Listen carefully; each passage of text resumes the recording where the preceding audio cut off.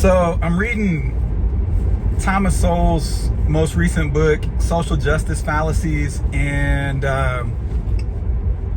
thought I'd highlight some of the things that stood out to me. Some of the stuff that he's been talking about for decades, and anybody that knows me knows I'm a huge fan of Tom Sowell, and I can hardly go a day or two without bringing him up or bringing up some quote of his in conversation. It just comes to mind. He's to me one of the most impressive thinkers I've ever come across. One of my favorite writers I've ever read, and so some of these ideas I'm already familiar with. He's expressed in some form in one of his other books or one of his other interviews.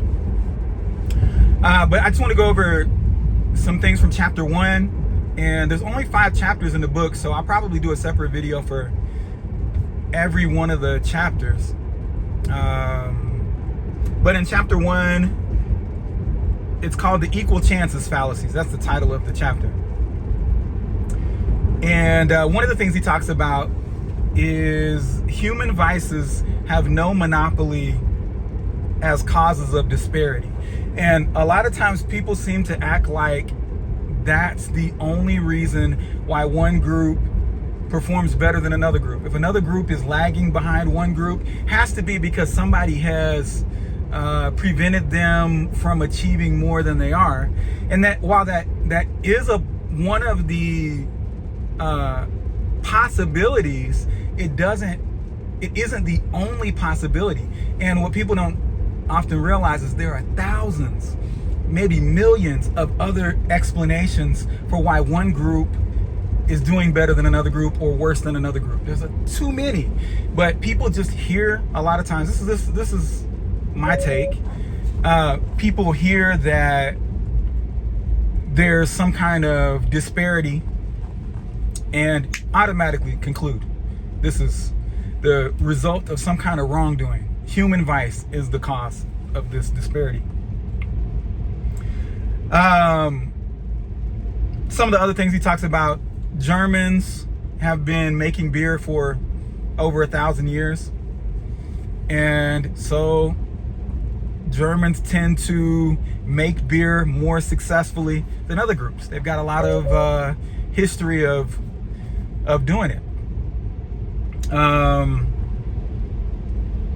Reciprocal inequalities. I thought that was interesting. One of the things that he said about in one area, a group may be lagging compared to another group in whatever field you want to look at.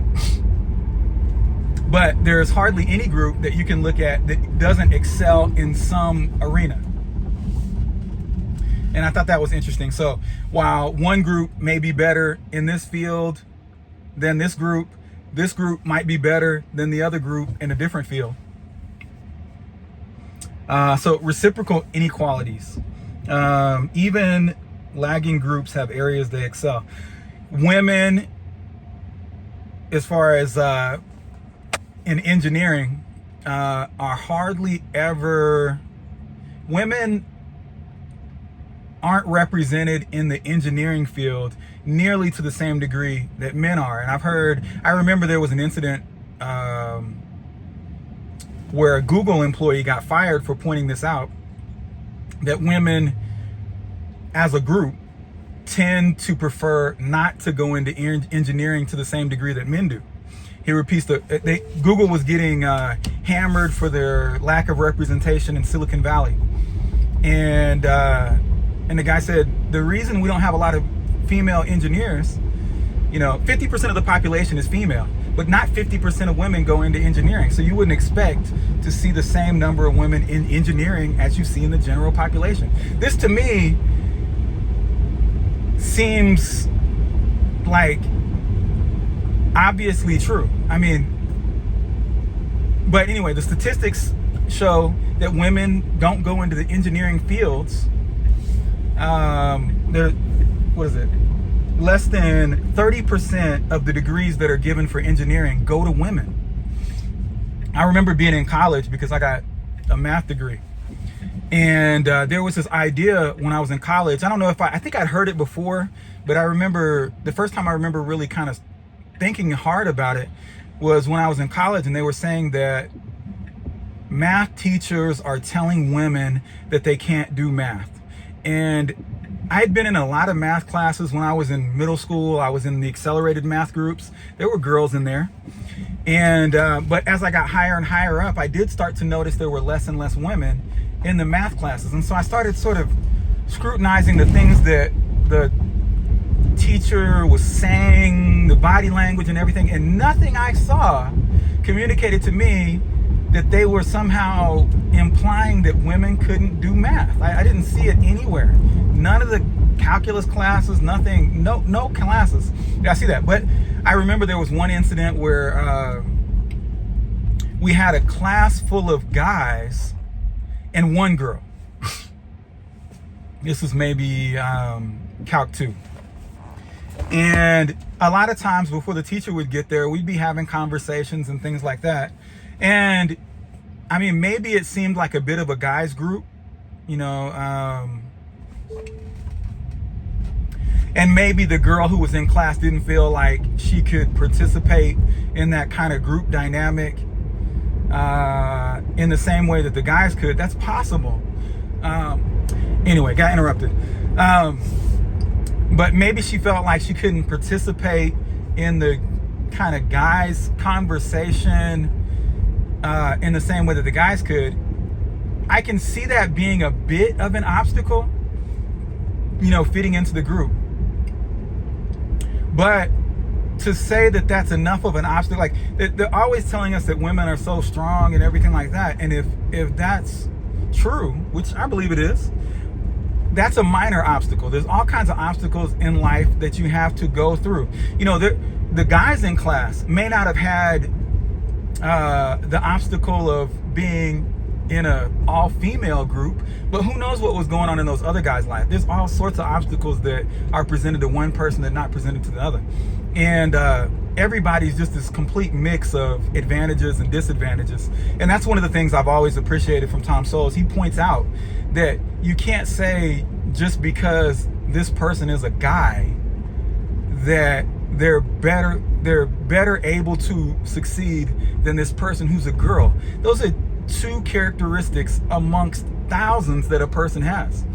And you know, one guy may be dealing with a health issue, or he may be dealing with psychological issues or family issues, and all kinds of things that affect a person's ability to succeed. But anyways, all that aside, this girl who was in the class ultimately stopped coming. And I don't know what her reasons for stop coming, but it did stand out to me as one of those instances where maybe the girl kind of got crowded out. But that's completely speculative, and she still could have succeeded in my eyes. You know, challenges come in all kinds of shapes and sizes, and that to me is a minor one. But anyways, a lot of people look at the number of women in engineering and they say, you know, like if you look at Silicon Valley, this has been one of the critiques of Silicon Valley, is that women in Silicon Valley are underrepresented. Well, if they're choosing to get degrees that aren't rewarded by jobs in Silicon Valley, then they're going to be underrepresented. And that doesn't mean there's some kind of you know, evil conspiracy or some kind of design to keep women out of Silicon Valley. If women started getting engineering degrees at a greater rate than men, then I would expect to see those numbers flop. But until that happens, I don't know why people are expecting to see more women in Silicon Valley, the same amount of women that exist in society. And you know, to kind of contrast with that statistic about women engineering degrees, he says that men get less than 20% of the undergraduate educational degrees. And are we surprised that there's less male elementary school teachers? Or do we conclude that oh, these schools must be working to keep men out because men are roughly half of the population, but they're not roughly half of the elementary school teachers. Nobody's making that case. And they shouldn't. If men are getting a lot less degrees in that field, then you should expect to see a lot less men in that field. But that's not that's not what you hear a lot of times when people start complaining about social justice and things like that. Origins of inequalities. These are just the different headers in the chapter. Different groups have different goals. I don't know if I have much to say about that. I mean, obviously there's certain groups that are less likely, if you look at other countries, where maybe it wouldn't be unexpected for a man to decide to go in ballet. I think most guys in America would probably get teased if they told their friends in middle school or in high school that hey, I'm thinking about being a ballerina. I'm thinking about going into ballet. So even though a person might have all the sort of physical abilities to be a good ballerina, I don't even know what a male ballerina would be called, but they might have all the physical capabilities and everything like that, but he would just choose not to go into that just because he doesn't want to.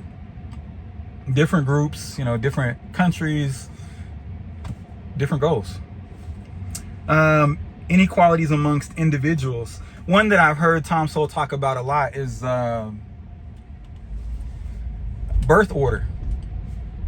You have people who were born in the same house with the same parents, roughly the same economic resources available to them, but they have different outcomes. And firstborn children tend to have higher IQs on average than every other sibling born after. And with everything that he's looked at, Tom's conclusion is that this has to do with the amount of parental supervision. The undivided parental supervision plays a big part in the cognitive development of the baby.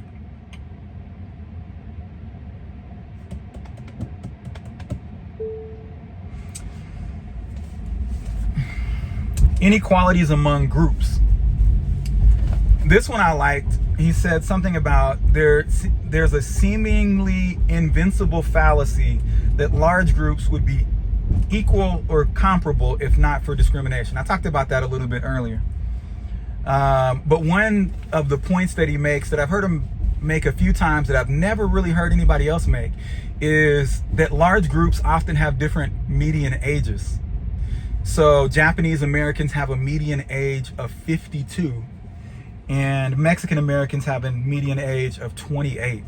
So if you're comparing these groups economically, the group that has a median age of 52 is most likely going to be making more money than another group that has a median age of 28.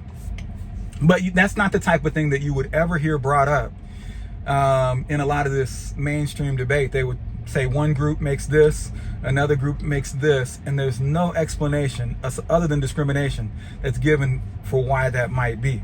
And there are other kinds of differences between groups besides just age, but that's just one among many others that can explain it. But people just, I don't know why. I think it's a lack of intellectual rigor. Maybe there's an emotional attractiveness of either feeling sorry for a group because you think they're victimized, or feeling angry as sort of like a wrongfully maligned if you're a part of that group. I think there's some emotional magnetism of these narratives, and so people don't give them the kind of scrutiny that they ought to get. That this is, yes, that's one possible explanation, but nobody ever asks. Well, I shouldn't say nobody ever asks, but a lot of times people don't stop to ask, are there other explanations for this? They leap to the most sort of emotionally satisfying explanation, or the explanation that's just kind of spoon-fed to them. Environment and human capital. Honesty as human capital. This is the first time I've heard him bring this up, but different groups have different levels of honesty, and that's probably a controversial thing to say. But apparently there's been studies that have been done. I don't know how empirically rigorous they are, but I think they do suggest something.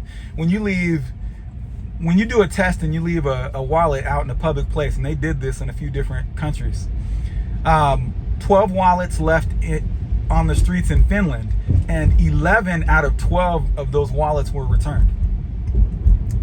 I think that suggests something about the Finnish people, at least in that area. And in another study, they left, or I don't know how well spread out these wallets were. They were maybe sort of randomly placed throughout the country. I don't know. But they did another one in Portugal. And I apologize if you're Portuguese, but you guys did not come off too well. 12 out of 12 of those wallets were not returned. Not a single wallet returned. I don't know, but this reciprocal inequalities thing, a lot of times if a group has some sort of negative about them, a lot of times that's balanced by some sort of positive. So I don't know. I'm sure there are other things about the Portuguese that are standout in a positive way compared to the Finnish. But at least in this case, I wouldn't recommend keeping your, I'd recommend keeping your wallet in sight or in your pocket when you're in Portugal. But those kinds of metrics, those kinds of qualities have economic benefits.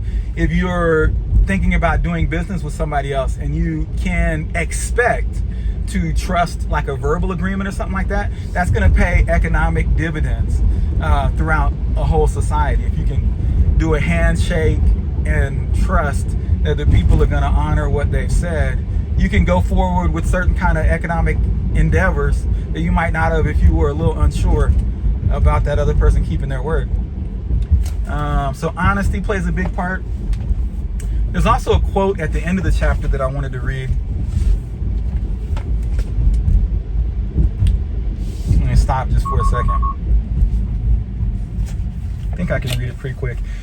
We might agree that equal chances for all would be desirable, but that in no way guarantees that we have either the knowledge or the power required to make that goal attainable without ruinous sacrifices of other desirable goals, ranging from freedom to survival. So a lot of times the way people ensure that they get the demographic outcomes that they think are important to get is they go into businesses and they tell them you got to have X number of employees that fit this demographic.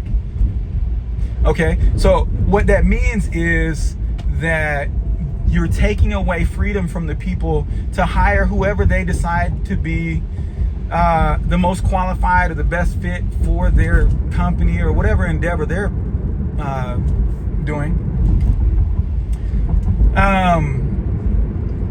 And in a lot of cases, they go in and try to make things better for a group. And I don't have the numbers here right in front of me, but Tom Sowell pointed out that in a lot of cases, you end up making things worse for the group that you're trying to help. And so you may have good intentions, but you're assuming that we know how to make things better for groups. And people tend to think that removing some freedom from people is the way to get better outcomes for groups. And my personal belief tends to be that a lot of the groups, at least in America, that people think are being held down, every one of those individuals, well, most of them, I mean, obviously people have difficult circumstances that sometimes they can't overcome. But for the average person, if they start doing the things that people who are more successful than them are doing, if they do more of those things in whatever arena you decide you want to be successful in. If you do the things that the people that are successful in those areas are doing, you will get more success. And a lot of people tend to think that the way to make people more successful is by demanding that other people give them things. And most of our outcomes in life are the result of things that we're doing ourselves consistently. So there's a little bit of a difference in sort of our assumptions about how you improve your life, at least in America. There's another quote that I'll read in just a minute when I get a chance, where Tom talks about, what do we want? Do we want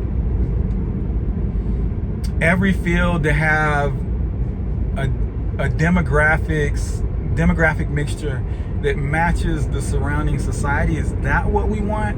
Or do we want people in fields that are the most capable in those fields?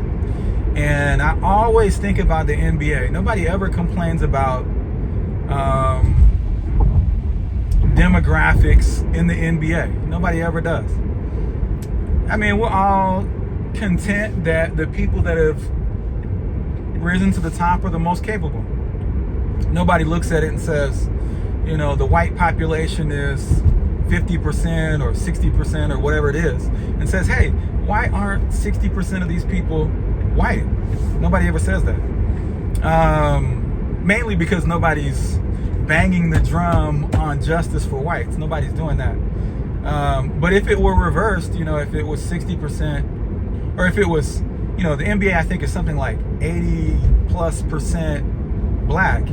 But if it was 80+% white, people would be saying, hey, what's going on here? Somebody must be keeping people out. Rather than saying maybe there's another explanation for why these numbers don't match the surrounding society. But let me pull over and read that quote real quick.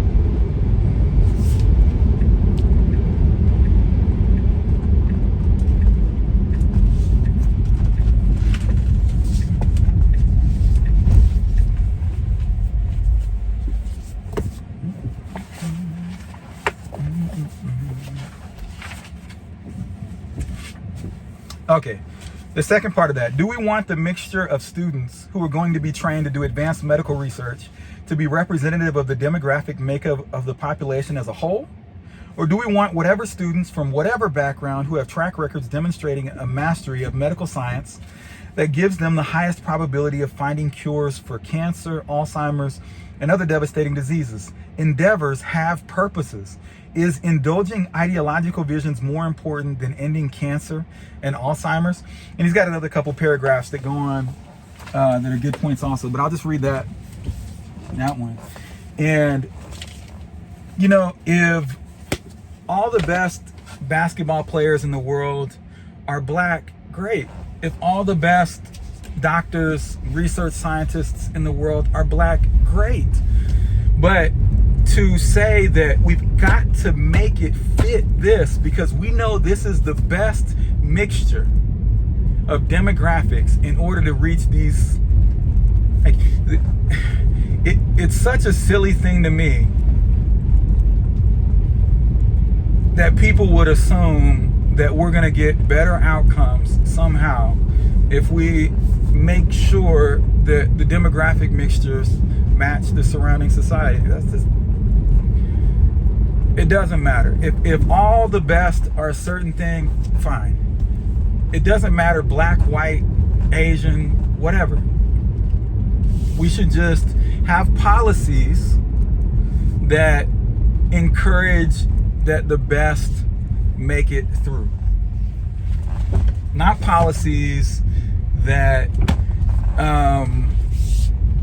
ensure that we have a certain demographic makeup. And you're never gonna, I mean, I'm sure people will say that people's sort of biases might prevent a certain group from getting in. And in those cases, I would say you're gonna have to point to more than just the demographic makeup of the field. Because saying that this group is underrepresented in that field is not enough evidence of discrimination. If you can find somebody who is overtly discriminating against a certain group and you can prove that, then fine. But people a lot of times will just say this group is underrepresented, so that's proof of discrimination, therefore we've got to go in and make sure that people are doing differently.